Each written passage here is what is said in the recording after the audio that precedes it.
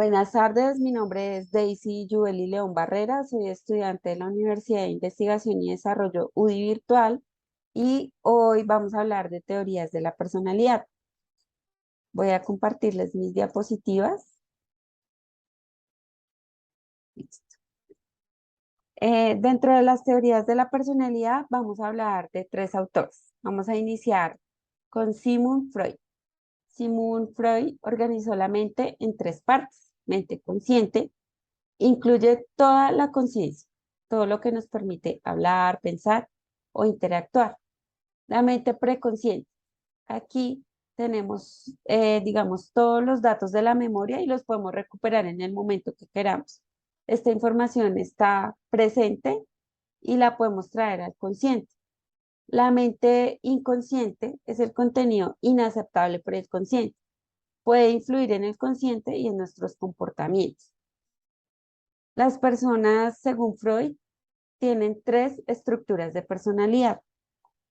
Entonces, esas tres estructuras son el ello, que es el componente que viene desde el nacimiento.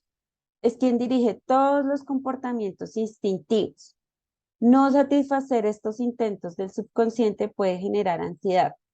No siempre es posible realizarlos. El ello es el proceso primario que intenta satisfacer la necesidad, los impulsos. El ello puede presentarse en el yo. El yo es el principio de la realidad. Es como el equilibrio entre el ello y el superyo. El superyo es nuestro sentido directriz, reglas, normas, digamos, son sentimientos de orgullo, valor, de perfeccionismo, de encuadrar, son normas sociales. Según Freud, los individuos desarrollan unos mecanismos de defensa. Dentro de esos mecanismos, bueno, está el desplazamiento, que es la frustración por no poder descargar la rabia sobre una persona. Esta persona, ejemplo, es la que nos agredió, pero por tener un rol de autoridad en nuestras vidas, digamos, no podemos desahogarnos con esa persona. Y por este motivo, el individuo se desquita con su familia, con las mascotas, con cosas. Viene la sublimación, que es el intento del individuo en convertir sus deseos y frustraciones como en, como en inspiración. Es el caso de los pintores, los escultores. La represión, el individuo reprime los sentimientos llegando al punto de manifestar tensión, inclusive desde el ámbito de la salud. Es decir, puede repercutir estos sentimientos que él reprime en su estado de salud. La proyección es descargar nuestros sentimientos en otras personas. La negación es bloquear eventos de la realidad. Surge después de una pérdida, usualmente. La regresión es regresar a etapas donde fuimos felices y desencadena en el individuo hábitos inmaduros. La formación reactiva es donde el individuo reprime y actúa en forma contraria a lo que siente. Es fingir, por ejemplo, odio cuando eh, actuar con odio cuando sentimos amor, por ejemplo. Aislamiento. Dejan sus emociones afuera del plan, como si no existieran.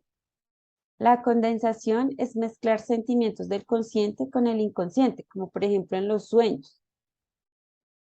La racionalización. Una razón no aceptable se cambia por una que sí lo es.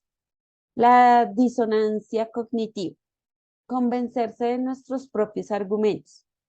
Bueno, entonces, según Freud, el desarrollo psicosexual pasa por 5 fases: la fase oral, la fase anal, la fase fálica, la fase latente y la fase genital.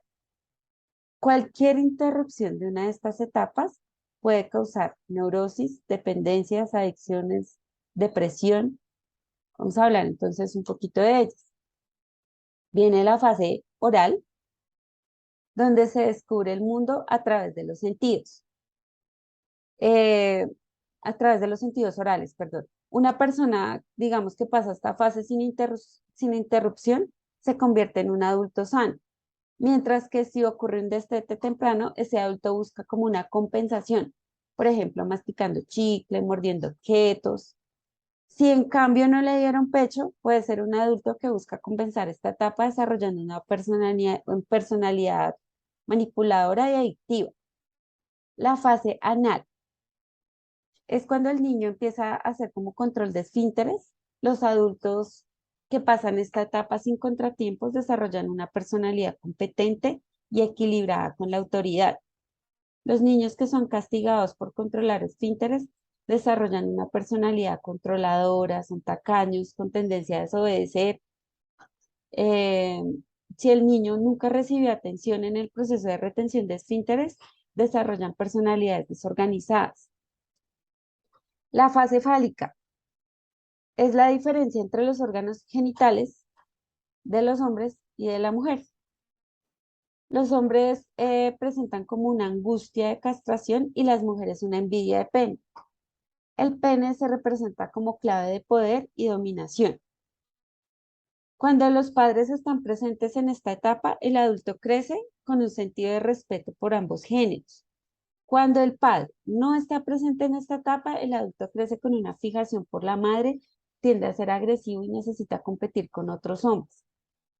Las mujeres, según Freud, mantienen la envidia de pene durante toda su vida, causándole como el complejo de inferioridad. La fase de latencia. En esta fase, digamos que no hay mayor inconveniente. Aquí se fortalece el superego y los vínculos sociales. La fase genital. En la fase genital hay interés por las parejas sexuales. Los adultos sin traumas construyen egos fuertes, son disciplinados, digamos, tienen unos vínculos amorosos sanos y una vida sexual plena. Cuando los adultos desarrollan, digamos, traumas los adultos con traumas de niños desarrollan perversiones, no respetan normas, son egoístas y no se sienten culpables por lastimar a otros.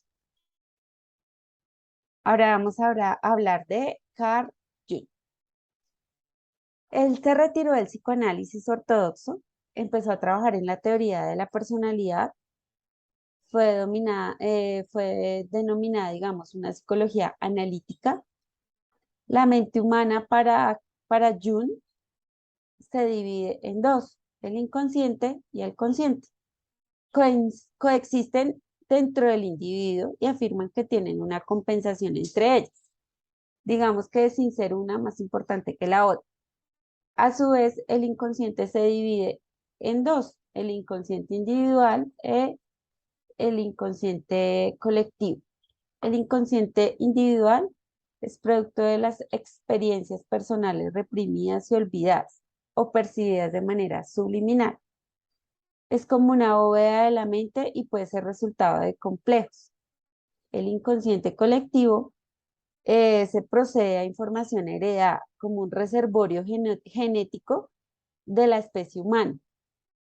Estos elementos predisponen al individuo a actuar de alguna forma.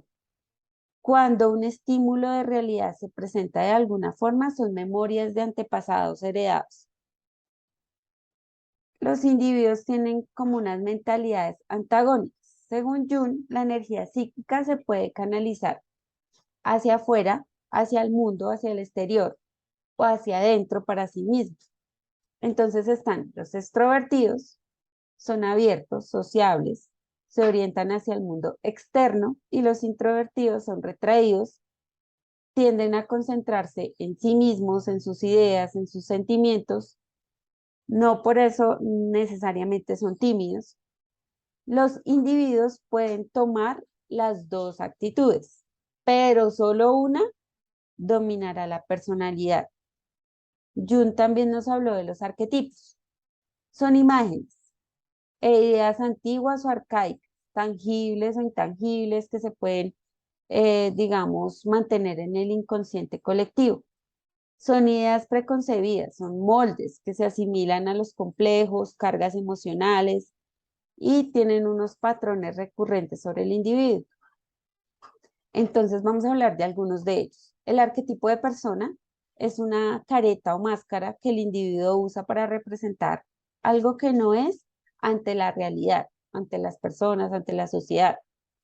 Está el arquetipo del ánima y animus. Jung relaciona al ser humano como bisexual, bisexual en esencia, ¿no? Donde todos los hombres tienen hormonas femeninas y viceversa. Como por ejemplo, cuando las personas son concebidas, aún no se sabe el sexo. Por este motivo, él defendía esta postura. Los arquetipos de la sombra. Los arquetipos, estos arquetipos son instintos básicos, primitivos, son conductas consideradas por la sociedad inmorales, malas. Por eso se encuentran a la sombra. El individuo debe luchar con ellos y de no hacerlo, seguramente la sociedad lo castigaría. El arquetipo de sí mismo representa la unidad, la integración, la armonía, el equilibrio de las partes.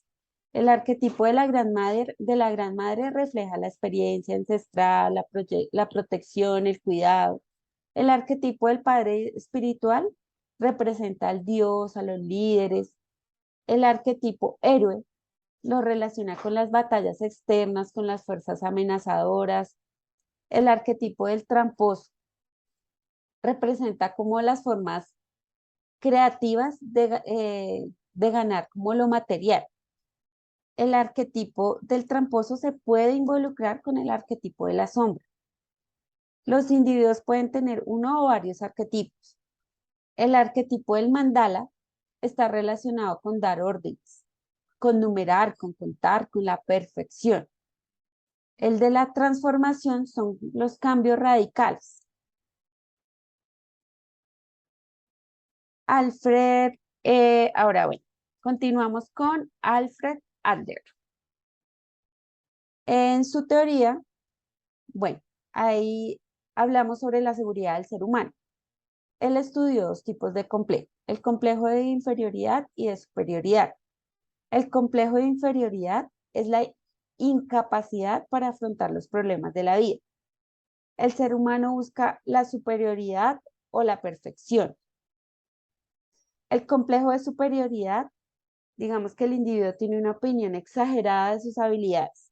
Se genera cuando la retribución es excesiva. Adler hace referencia a que todos nacemos con complejos de inferioridad,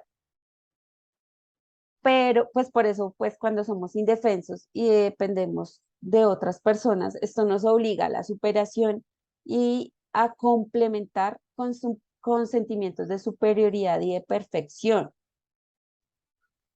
Hay unos tipos de sentimientos de superioridad, que está el dominante, que es controlador, tiene actitudes autoritarias, no tiene consideración con los demás, son agresivos, los puede llevar a pasar por encima de los demás.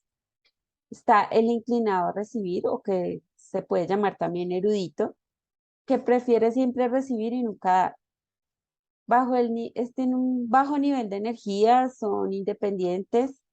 Está el evasivo, los eruditos son dependientes.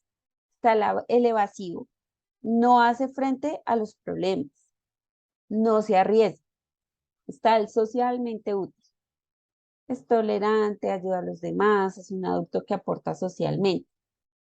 Adler también determinó el orden de nacimiento afecta las conductas del individuo.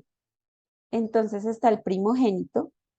Él empieza la vida como hijo único, con todos los privilegios. Es el centro de cuidado del hogar.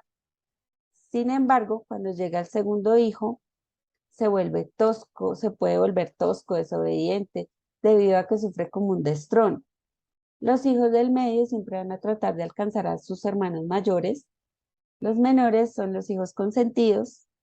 Si el rol de hijo único prevalece durante toda la vida, estas son personas que nunca pierden como su supremacía, son egocéntricos.